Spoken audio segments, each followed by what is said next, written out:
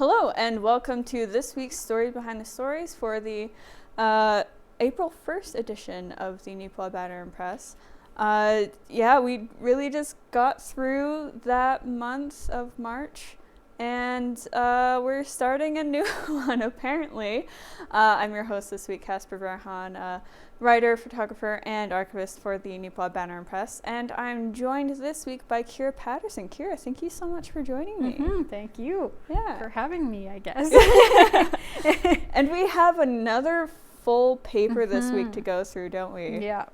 Yes, we've got lots. And it was just crazy how it came together this week, because usually how our process goes is we start building on the afternoon of Tuesday after 12 noon, because that's when our ad deadline is. And then, so we start building then and kind of go till 4, 5, sometimes 6, depending on how into it we are. And then we'll finish building the next day on the Wednesday up until around noonish. So we kind of have 2 like half days that we do. But this week, we basically finished it all in the first day. And that was not even us going till 5 or 6. That was us going till like 3:45. Yeah, we finished it really early this week, which was, I don't know, it's kind of a first for us. That's like unheard of. Usually we're going like right until 4 o'clock at the earliest. And then 5 or 6 otherwise, but no, we finished like at 3:45, and I was shocked because we did. It's not like we had like a smaller paper or nothing to put. We legitimately just like had everything on the page for some reason. It was crazy. And I mean, we quite often will put some of this stuff like the columns, they usually come in a couple days before we start building the paper, so we can start putting those pages together early, and that kind of a thing. So we quite often do have a few things on the page already when we get going, and I don't think we had more than usual already on the pages this week. So I'm not really sure how it all happened, but we were just very organized, I guess. I guess so. On accident. Maybe got an early start. I don't know. It didn't feel like a different week, so we're not sure why it was different, but it all worked out. We got it finished, and there's lots in there. Don't feel like, oh yeah, they got it finished in like 3 hours, there's nothing to read. That's not it at all. We were just fast.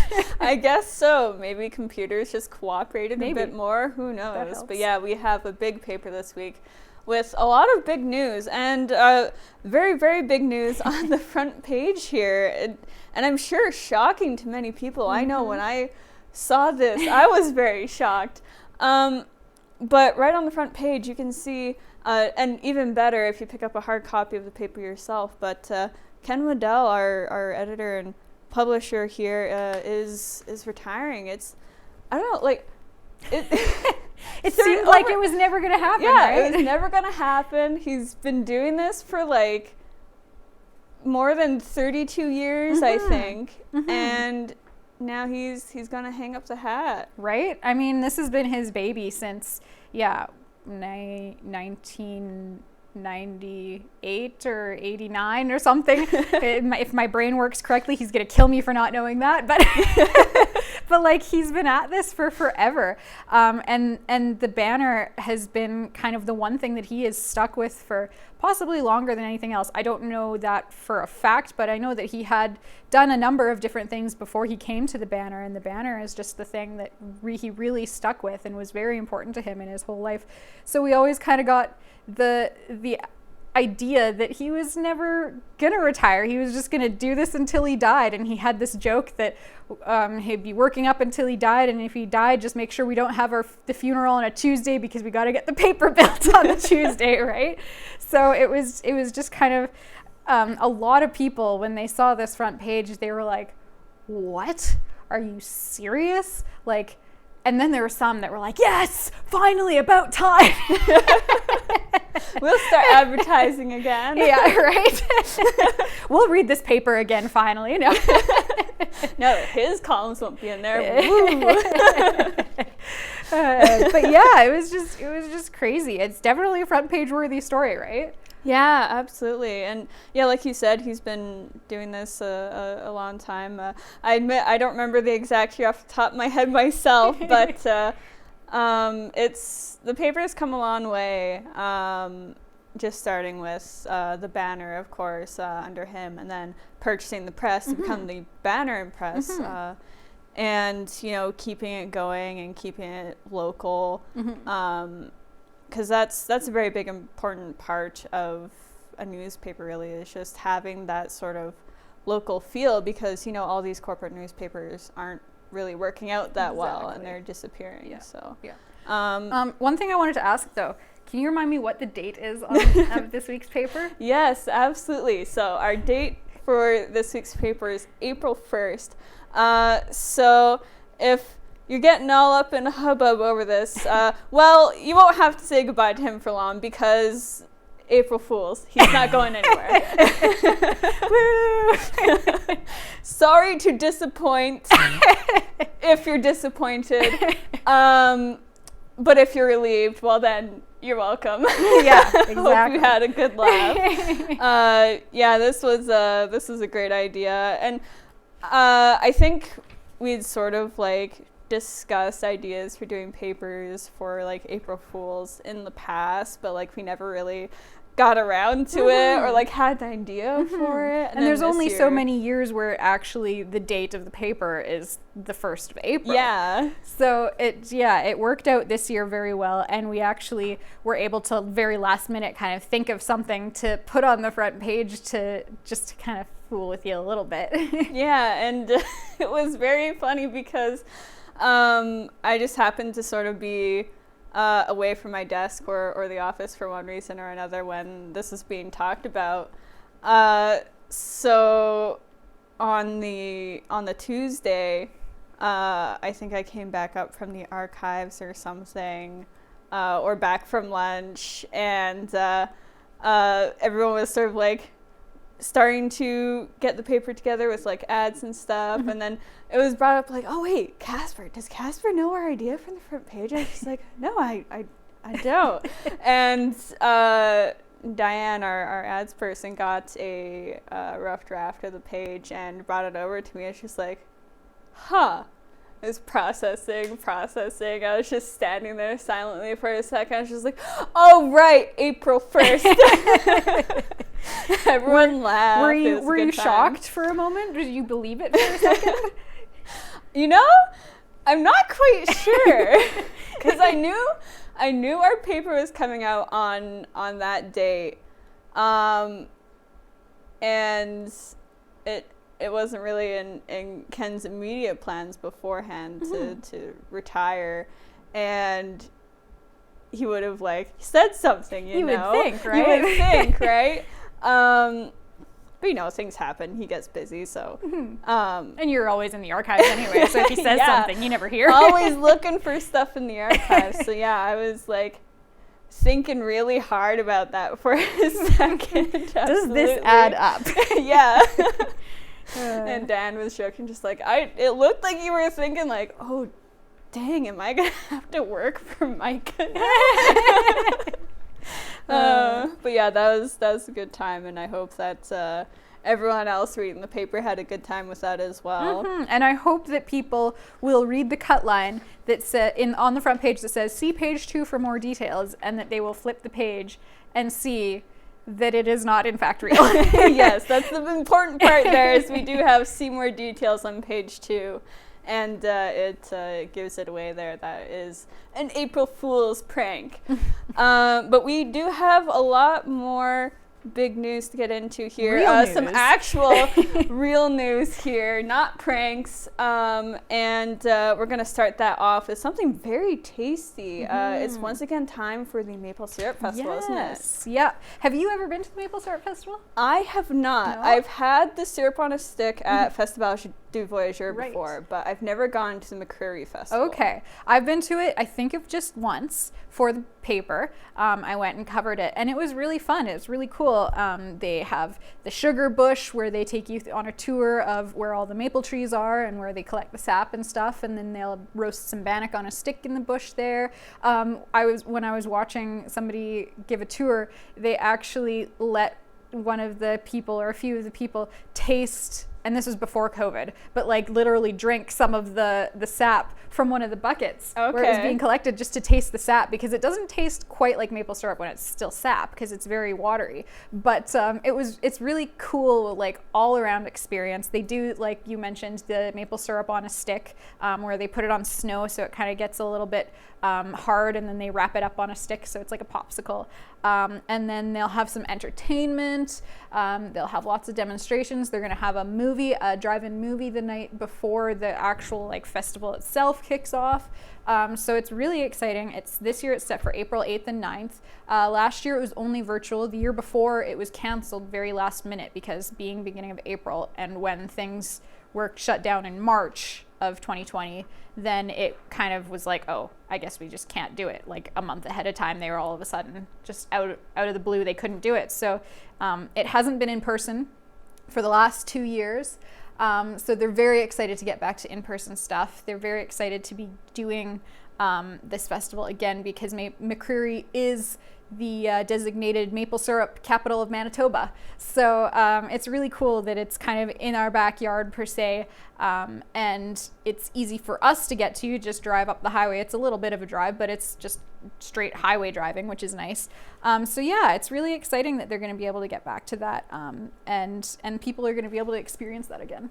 Yeah, especially, well, being in person, being the Maple Syrup Festival, well, getting to taste all the tasty things to do with the maple syrup is going to be great, because you don't get that when you're doing the virtual events. Exactly. So yeah, that'll be a nice bonus to get back to this year, and I'm very excited that they're able to do it again. So it's awesome to see that kicking up again. One thing that's not awesome to see kicking up again is that there is actually a reported rise in scam calls this time of year.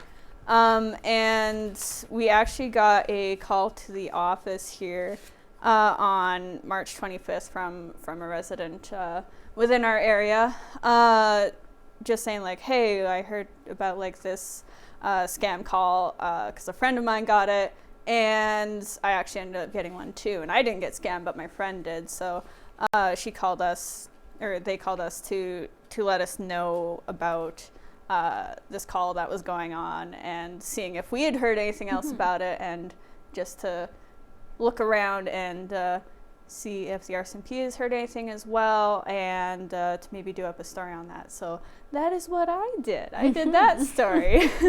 And yeah, it was actually something that it was a scam that hadn't been heard about, at least not to my knowledge, and I believe not to the RCMP's knowledge. But it was like someone pretending to be from Amazon and be like, hey, I want to give you a refund. And of course, you know, refunds are nice. So whatever it would have been for, I'd be like, oh yeah, I could get this money back. That's pretty awesome. And unfortunately, that is not the case. Yeah, I talked to the staff sergeant at the Neepawa detachment here.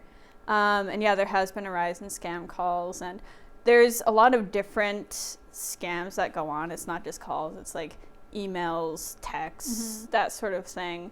And they can have links in them that are very malicious as well.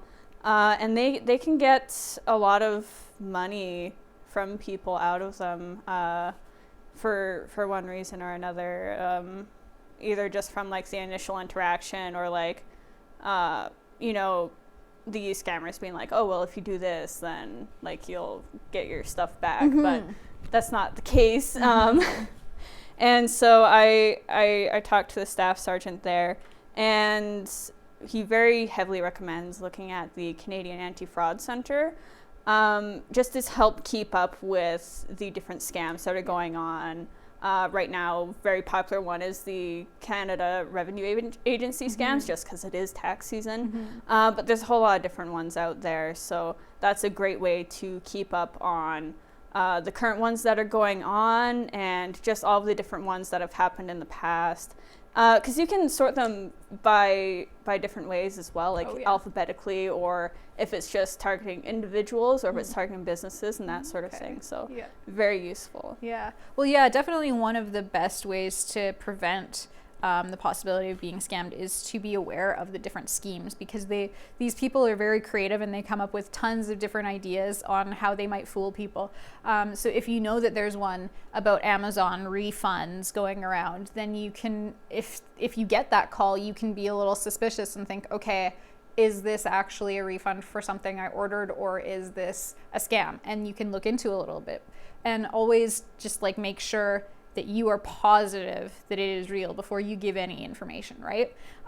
So definitely keep up to date on kind of what, and that was another good thing about you being able to write this story, Casper, is that you can update people about, okay, this is a new one that's kind of come around, so be aware of it. And good on the person for calling us and letting us know about it. And for, I don't know if they called the RCMP, but it's always a good thing to call the RCMP just to report it. Don't necessarily call 911 or the emergency line, but call the office and just let them know that this is happening. And then if other people get that call, then the RCMP can reassure them, yes, we've heard this about this one, it is a scam.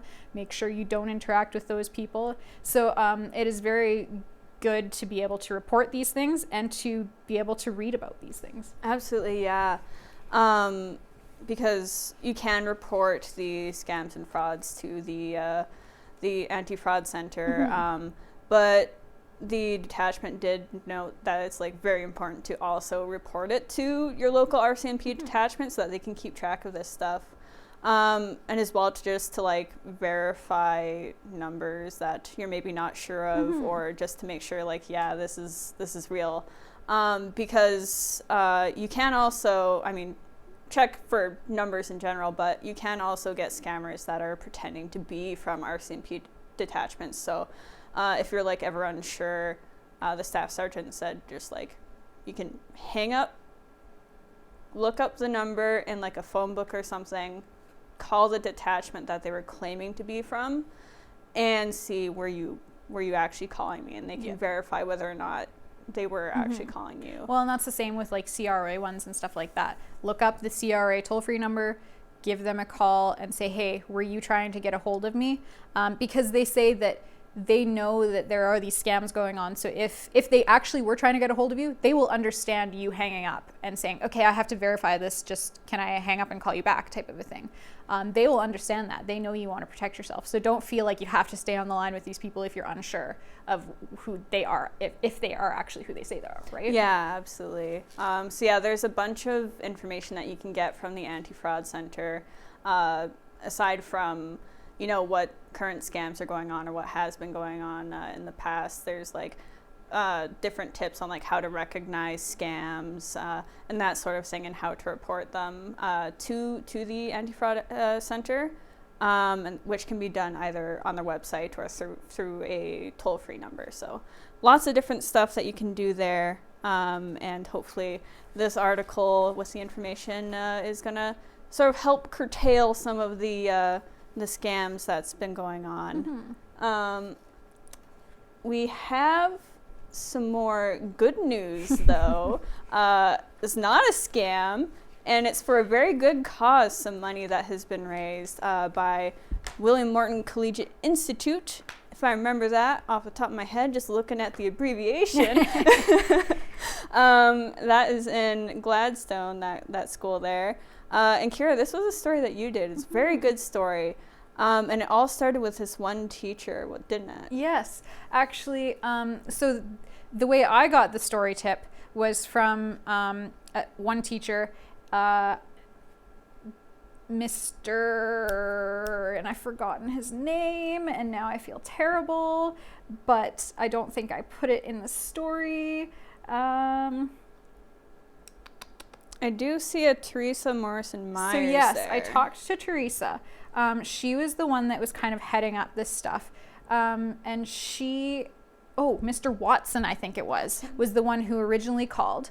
And forgive me if I got that name wrong, but I think that was the name. And he let me know, he's like, by the way, this is happening, and Teresa Morrison-Myers is the one that you should talk to, because she's kind of heading this up, but I just wanted to give you guys a heads up. So thank you to Mr. Watson for giving us the call. And then thank you to Teresa for talking to me and giving me the details, because what they did was WMCI raised over $2,000 to give to the Red Cross Ukraine Humanitarian Crisis Appeal.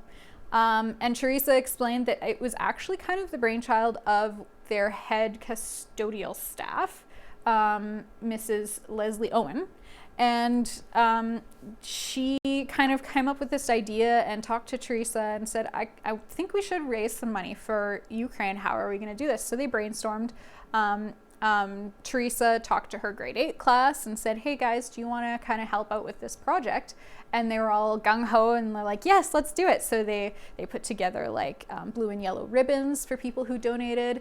There was a student and Mrs. Owen both baked some cookies and sold some cookies for it. They held a breakfast, which the food they got was from Neepawa Gladstone Co-op, the Gladstone food store, and they were able to get a discount on the food so that even more of the money from that could go directly to this fundraising. So they, in the end, they got $2,814, which is amazing because they were only fundraising for like a week and a half. It was a very short span of time and they were able to raise that much money. So good on them. Amazing job. And it's just really cool to see when students in a school kind of see there is a need and they want to do something to help, right? Yeah, and that time period is actually something I latched onto when I was first reading the story and rereading it. It's just that amount of money in that such short a time is just incredible. Like that's usually something you get from like maybe like months of fundraising, but no, they pulled that together very, very fast, and it's so incredible to see the effort put forward there. And not just with this, but like all the fundraisers that we've been seeing going on for this. Yeah. It's really incredible. Yes, there has been a lot of different avenues of raising money or raising support for what's happening in Ukraine and to kind of help the refugees and the people that are stuck there, and just to kind of help them get through life right now, because there is so much that is going on there. They have so much to worry about. The last thing they need to worry about is being able to buy their groceries or being able to buy clothes for their child and stuff like that, right? Or find a place to stay for the night. At least with this money going through the Red Cross and through a few different other avenues, there is something that can help them with that, and they don't have to worry about that at the moment. It's amazing just to see how many different communities. Like a couple weeks ago, we reported on Manitoba. There was a fundraising and a donation drive and all this kind of thing. Like people all over these areas are really getting behind the Ukrainians. Absolutely, yeah. I'm looking forward to, because I'm sure there's going to be more, but the efforts that will be seen in the future, because there is such a great energy being put towards this. And there's going to be a very different sort of energy being discussed here in the future on April 6th, I believe it is. The Manitoba Sustainable Energy Association, which is, I admit, something I just heard of when they contacted us, I think. I don't recall hearing about it before, but it was kind of interesting to learn about. But yeah, they'll be getting together and holding their first Sustainable Energy Conference after 2 years of going virtual, because obviously due to COVID-19 pandemic, they sort of drifted away from in-person stuff just for safety and whatnot. But with things sort of looking a bit better, they're going to be getting back in person again and talking about sustainable energy and the different things that can be done with that and how to achieve it, really. It was a very interesting interview that I did with Randy Baldwin. He's sort of the president, I believe it was, of the organization. Yeah, the date for that and the time is on that page, and location, of course, as well, and how you can register and whatnot. But if you're unfamiliar, much as I was, the group's mission is basically the promotion of sustainable development of the province's renewable energy resources. And there's a few different sort of avenues that Randy talked about, like solar and geothermal, and I think it was biomass was the other one, and the different applications it can be used for, like grain drying, which is apparently a big one right now that's become quite expensive, just using like gas for that, I think it was, especially for people who are growing corn, apparently. Oh, okay. Yeah. Which probably must be a lot more moisture in corn than the average grain. I suppose so. I'm not sure. But yeah, that's sort of what Randy has been observing within the area.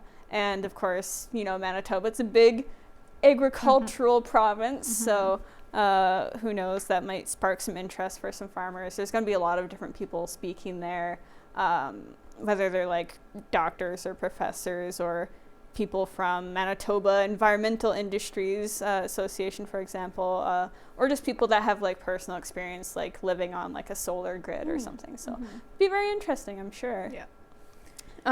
We have a wee bit of time here, so I guess we should mention the sports, Kira.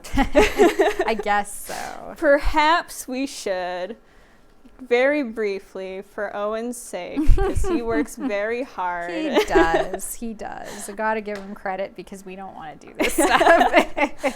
I don't mind taking pictures at the games. It flies by really fast, but I'm not much of a sports person myself. Yeah. But yeah, the Titans held their spring prospect camp, and it sounds like it went really well. There was a lot of how was it put? A lot of intensity being exhibited. Yeah. Well, I was actually, how they did it on the first day, because it was over 2 days, they had some drills they broke the kids down into 4 different groups, and they had some drills with each of the groups, and then they played games over the 2 days. They played like black versus yellow and red versus blue and whatever the colors happen to be. I can't remember exactly. But so I saw them do some of the drills, and then I popped over a little bit later and got a few pictures of one of the games.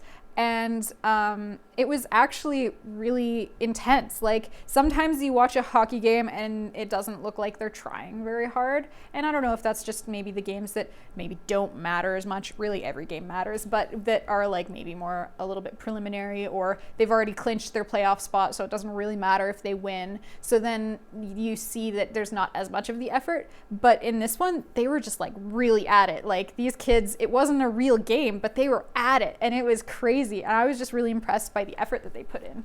Yeah, it sounded like it was a great time there, and a lot of things to consider for them.